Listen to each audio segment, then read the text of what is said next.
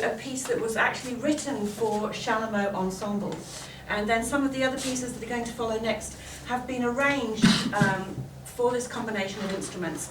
And it's partly because we just want to share the beautiful sounds. I think you'll all agree it's the sweetest sound that you might have heard today, and we just love it.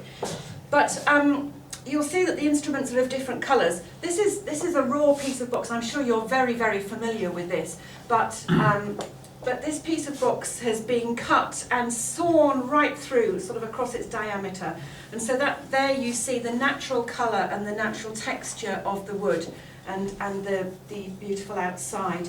But in order to make a woodwind instrument which will have to withstand changes of temperature, changes of humidity, which will have to take the air from our bodies and adapt to all of the condensation, we need to find a way to keep the wood as stable as possible as we're playing. And so we can't take a trunk and simply bore into it, take the bark off and bore into it. We actually have to use quarter sawn boxwood to make a good instrument. And that means that you need a very big trunk to make the chalumeaux and an even bigger trunk to make some of the clarinets that we play.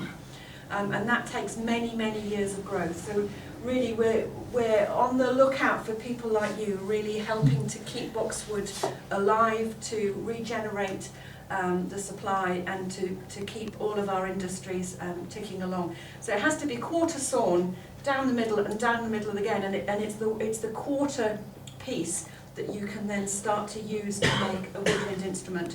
We have different coloured instrument here because sometimes the makers like to use the natural wood, but other times they think it looks attractive to stain the wood. And that particular instrument has been stained using acid, so it's steeped in acid and then it changes colour. But then we had another one earlier, which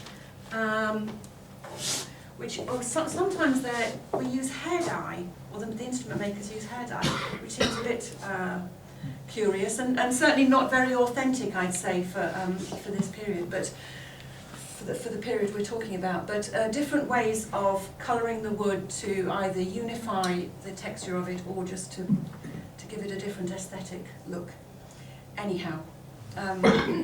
However they look, they all sound beautiful. So we're going to play for you now two pieces taken from the Beatles and arranged for us by a little friend of ours who lives near another boxwood wood somewhere down in the